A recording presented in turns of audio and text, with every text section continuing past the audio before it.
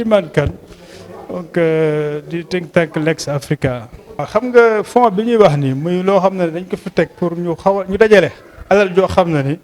du doon alalu bor réew mi du si jël bor waaye dafay alal joo xam ne dafay jóge ci ñi nga xam ne ni ñoom ñoo ŋànk lépp lu jëm ci wàllu luy gàllankoor tey alam bi ak napp gi. jóge ci géej gi muy pétrole gaz bi muy itamit yeneen xeetu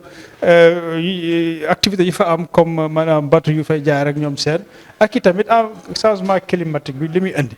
léegi bu ñu dajalee yooyu yëpp mu nekk benn fond rek la nga jëmale ko nag ci régler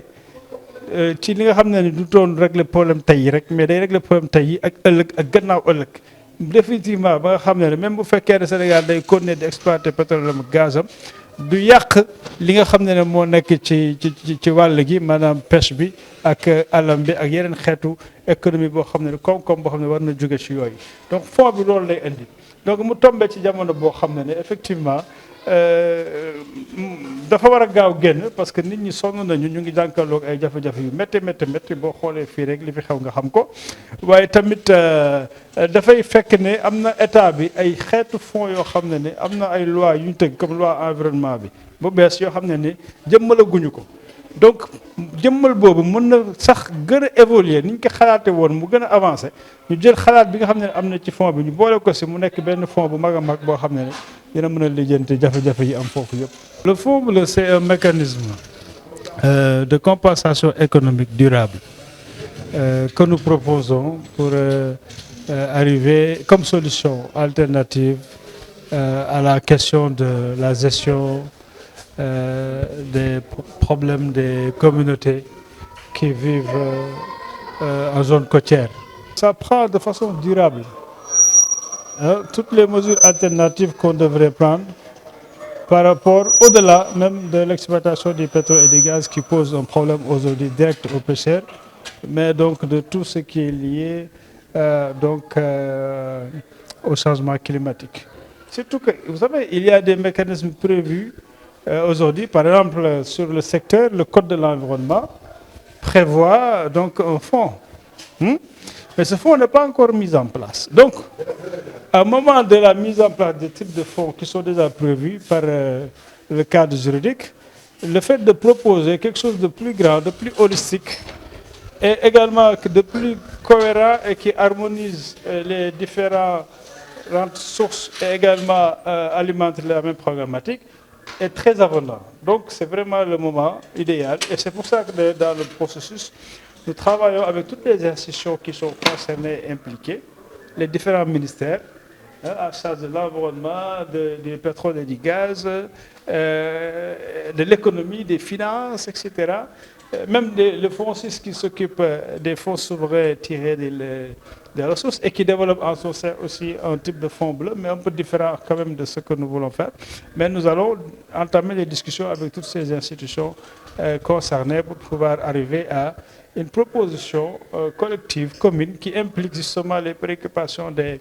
communautés à la base pour que soit décidé souverainement et aussi légitimement des types de projets que ce fonds devrait pouvoir permettre de financer. Bon, c'est une suite logique d'un travail qui a été fait depuis plus de 5 ans déjà que nous travaillons sur le suivi des impacts environnementaux et sociaux du projet GTA et que après avoir montré surtout ces types d'impacts environnementaux, socio-économiques, mais aussi sécuritaires, nous nous sommes rendus compte également de la centralité de l'activité de pêche qui est au cœur de tout ceci parce que qui est une activité économique qui cohabite aujourd'hui malgré elle avec l'exploitation du gaz à Saint-Louis, du pétrole vers Sangomar, etc. Et à partir de là, nous nous sommes dit que, compte tenu de l'importance de cette activité, il est nécessaire de travailler à une gestion durable de la préservation de l'activité de pêche, mais qui dépend aussi de la préservation de l'environnement marin de façon générale. Donc, en travaillant sur un mécanisme, nous sommes tombés sur la proposition d'un fonds bleu qui devrait être alimenté par des redevances qui devraient sortir aussi bien des entreprises qui exploitent le pétrole et le gaz, mais aussi de toute autre économie qui se développe en milieu marin, mais qui impacte en matière de pollution environnementale, etc., dégagement de gaz à effet de serre, y compris le trafic maritime, qui est un facteur important de pollution marine, mais également d'autres pratiques qui existent et d'autres sources, parce qu'on sait aussi également que la plupart des problèmes qui sont vécus et subis par les communautés côtières sont liés au changement climatique. Donc combiner des ressources qui proviennent des entreprises qui polluent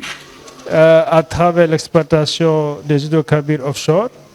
mais également du trafic marin, mais aussi des facteurs de changement climatique,